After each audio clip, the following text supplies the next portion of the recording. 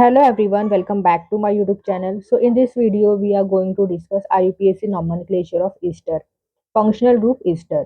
So यहाँ पर ester को हम represent करते हैं general formula that is RCOOR. तो यहाँ पर जब इस कंपाउंड की नेमिंग करते हैं जिसमें फंक्शनल ग्रुप होता है ईस्टर, तो यहाँ पर देखिए जैसे ये ईस्टर है फंक्शनल ग्रुप, तो COO, ठीक है, ये जो O है ना, O के ये साइड आपको R दिख रहा है, यहाँ पर भी R है, तो क्या है, अल्काइल ग्रुप होते हैं, ठीक है। यहाँ पर अल्काइल ग्रुप होता है, यहाँ पर अल्काइल या अराइल भी हो सकता है। तो यहाँ पर ये जो राइट साइड पे ये आर है अल्काइल, इसके लिए हम क्या लिखते हैं, सबसे पहले अल्काइल लिखते हैं। एंड यहाँ पर जो कार्बन रहेगा, ठीक है, कार्बन की चेन रहेगी, सी सी सी कार्बन हो सकते हैं, तो यहाँ पर हम लिखते हैं अल्केनोइड, मतलब एक कार्बन है तो मिथेनोइड, दो कार्बन है तो इथेनोइड।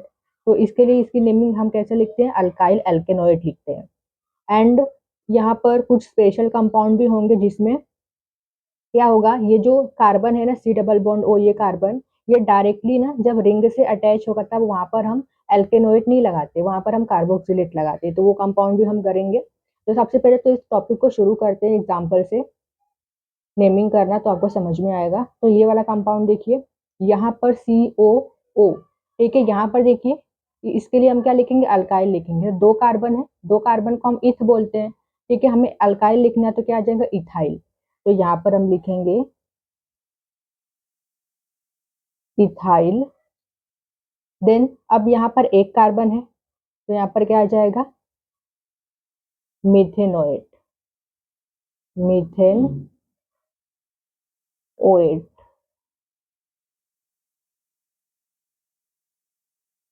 यहाँ पर आप सोच रहे होंगे कि मीथेन में हमने ई क्यों नहीं लिखा, क्योंकि यहाँ पर जो अल्फाबेट होते हैं AEIOU और वाई भी, ये एक के बाद एक नहीं आने चाहिए। तो यहाँ पर अगर हम ई लगाते तो ई के बाद ओ आ जा रहा है, इसलिए पहले वाला अल्फाबेट को हम ड्रॉप करते हैं। देन नेक्स्ट,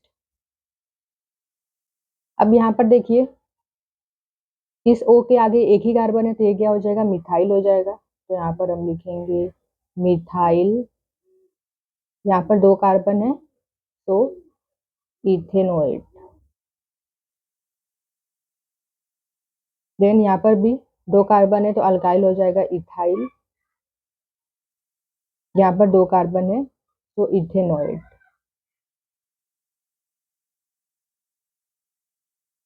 देन अब नेक्स्ट कंपाउंड देखिए, यहाँ पर O है, अब यहाँ पर कार्बन कार्बन तो है, ठीक है, इथाइल हो गया, लेकिन यहाँ पर Br ग्रुप अटैच है, सब्स्टिट्यूएंट अटैच, इसके लिए हमें इसे नंबरिंग देनी पड़ेगी। ये हो गया 1 2, तो 1 पर ब्रोमो ग्रुप है, तो यहाँ पर हम लिख देंगे 1 ब्रोमो।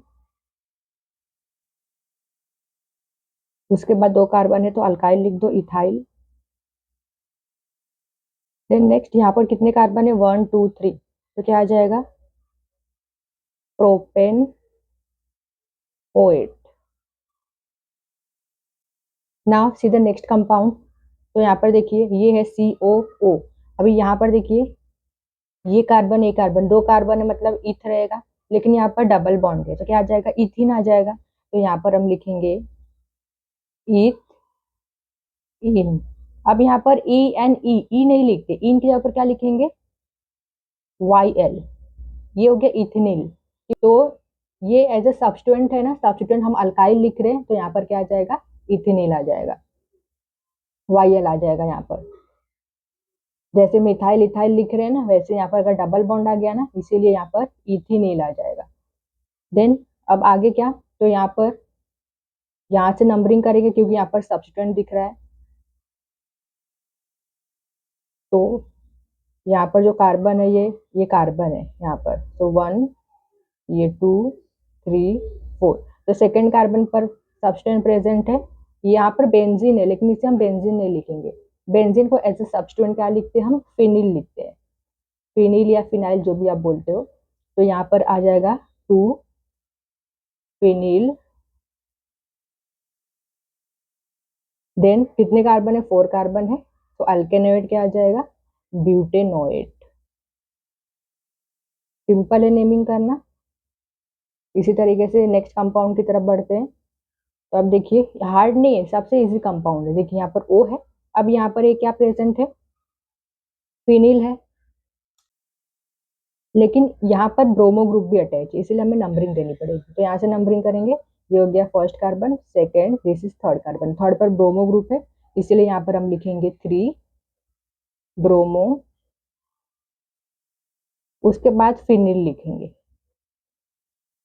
फिनिल। देन अब यहाँ से नंबरिंग करेंगे क्योंकि यहाँ पर डबल बॉन्ड है, तो नंबरिंग कर दो। ये कार्बन है, तो ये 1, this is 2, 3, 4 and this is 5 carbon. तो यहाँ पर देखिए सेकंड पर यहाँ पर 2 कार्बन है, मतलब ये कौन सा सब्सटेंट हो गया, इथाइल हो गया। तो यहाँ पर हम लिखेंगे 2 इथाइल। देन यहाँ पर 5 कार्बन है, तो पेंटेनोएट नहीं लिखेंगे क्योंकि यहाँ पर डबल बॉन्ड है, तो पोजीशन दे के फिर ओएट लिखेंगे। तो पेंट हमने लिखा, उसके बाद डबल बॉन्ड की पोजीशन 4 है, तो 4। देन डबल बॉन्ड के लिए हम इन लिखते हैं, सो इन, उसके बाद ओएट। इस तरीके से इस कंपाउंड की नेमिंग होगी। देन अगला कंपाउंड देखिए, तो यहाँ पर नंबरिंग करेंगे। ये है पहला carbon, this is second carbon, ये थर्ड कार्बन। तो सेकेंड कार्बन पर डबल बॉन्ड है और एक साइक्लिक कंपाउंड है, तो यहाँ पर आ जाएगा साइक्लो। 3 कार्बन है यहाँ पर, तो प्रोप। सेकेंड पर डबल बॉन्ड है, तो 2 इनिल। देन अब यहाँ से नंबरिंग करेंगे 1, 2। तो सेकेंड पर ये सब्सटेंट अटैच है, ये कौन सा सब्सटेंट है, साइक्लोहेक्साइल। ठीक है, साइक्लोहेक्सेन है लेकिन एज ए सब्सटेंट इसे हम हेक्साइल लिखेंगे। तो यहाँ पर आ जाएगा 2 साइक्लोहेक्साइल।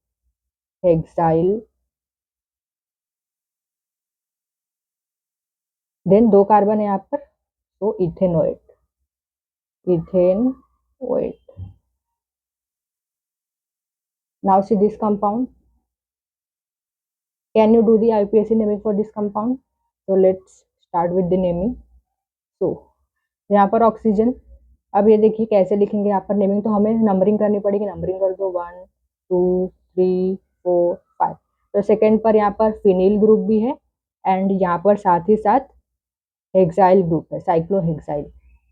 एंड अगर हम इस साइड की बात करें तो नंबरिंग देंगे 1, 2, तो यहाँ पर भी सब्सटेंट प्रेजेंट है। तो अल्फाबेटिकल ऑर्डर में लिख देते हैं। सबसे पहले इसे हम लिखेंगे, यहाँ पर सेकेंड पर 2 सब्सटेंट प्रेजेंट है, तो अल्फाबेटिकल ऑर्डर में लिखो। सबसे पहले हम लिखेंगे इसे हेक्साइल को, क्योंकि एच पहले आता है, उसके बाद फिनिल पी आता है अल्फाबेटिकल ऑर्डर में। तो यहाँ पर हम लिखेंगे 2 साइक्लोहेक्साइल।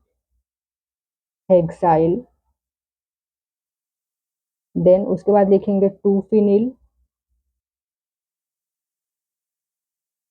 देन यहाँ पर 5 कार्बन है ना, तो यहाँ पर आ जाएगा पेंटाइल।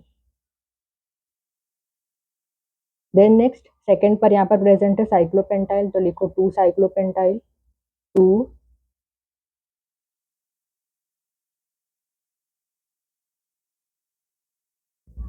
साइक्लोपेंटाइल। 2 कार्बन है, तो इथेनोएट, इथेनोएट। देन नेक्स्ट अब देखिए ये वाला जो कंपाउंड है स्पेशल कंपाउंड है, क्योंकि यहाँ पर देखोगे तो ये जो कार्बन है C डबल बॉन्ड O, ये जो कार्बन है डायरेक्टली ना एक रिंग से अटैच है। तो कभी भी आपको ऐसा कंपाउंड दिख जाए जिसमें जो C डबल बॉन्ड O ये वाला जो कार्बन है वो फर्दर कार्बन से अटैच न होते हुए किसी रिंग से अटैच है, तब यहाँ पर हम अल्कोनोएट, ब्यूटेनोएट, मतलब अल्केनोएट नहीं लगाते, यहाँ पर हम क्या लिखते हैं, सफिक्स हम लिखते हैं कार्बोक्सिलेट। तो कैसे लिखेंगे इसकी नेमिंग, तो देखिए सबसे पहले तो हमें अल्काइल लिखना ही है। यहाँ पर जो भी प्रेजेंट है, तो यहाँ पर क्या है, मिथाइल है, तो यहाँ पर हम लिख देते हैं मिथाइल। देन कितने कार्बन है, 4 कार्बन है, तो यहाँ पर आ जाएगा साइक्लो ब्यूटेन। तो उसके बाद क्या आ जाएगा यहाँ पर सफिक्स, कार्बोक्सिलेट, कार्बोक्सिलेट।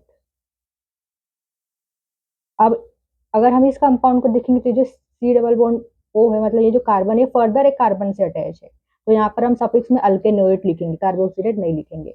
तो यहाँ पर मिथाइल है, तो यहाँ पर लिखेंगे सबसे पहले मिथाइल। देन ये 1, 2, तो सेकंड पर प्रेजेंट है सब्स्टिट्यूएंट 2 साइक्लोब्यूटाइल लिख दो, 2 साइक्लोब्यूटाइल। देन 2 कार्बन है, तो इथेनोएट। आई होप आपको समझ में आया हो। कार्बोक्सिलेट कब आपको लगाना है एंड इथेनोएट कब लगाना है। देन सीधा नेक्स्ट कंपाउंड, अब यहाँ पर क्या लगाएंगे हम, यहाँ पर भी हम लगाएंगे कार्बोक्सिलेट, क्योंकि ये जो कार्बन है डायरेक्टली रिंग से अटैच है। तो यहाँ पर डबल बॉन्ड है तो इसको नंबरिंग दे दो 1 2। तो 2 कार्बन है, तो यहाँ पर आ जाएगा इथेनिल इथेनिल। यहाँ पर क्या है, साइक्लोहेक्सेन है, तो लिखो साइक्लोहेक्सेन, देन कार्बोक्सिलेट।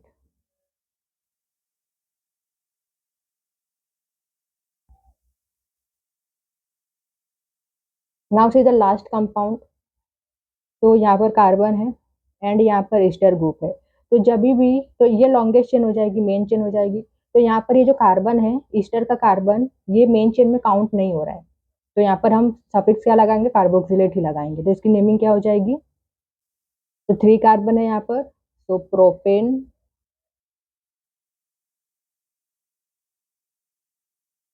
1 2 3। तो यहाँ पर 1,2,3, 3 टाइम्स प्रेजेंट है यहाँ पर, तो लिखो ट्राई कार्बोक्सिलेट।